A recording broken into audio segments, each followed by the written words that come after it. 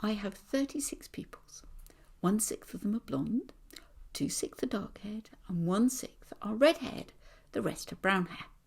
How many children have brown hair? So I think this is a place for a little picture. Let's do our sixths. And I think this will help.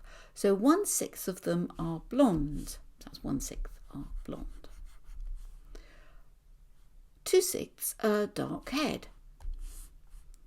1, 2.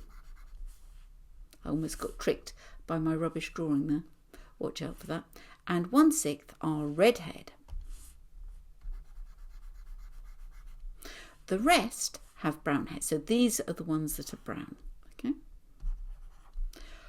Now, what is the golden rule in maths? That's it. First, find one. So we need to find out what 1/6 is. 1/6 of 36, good, is 6. So this is 6. And this is 6. And therefore, how many have got brown hair? 12 pupils.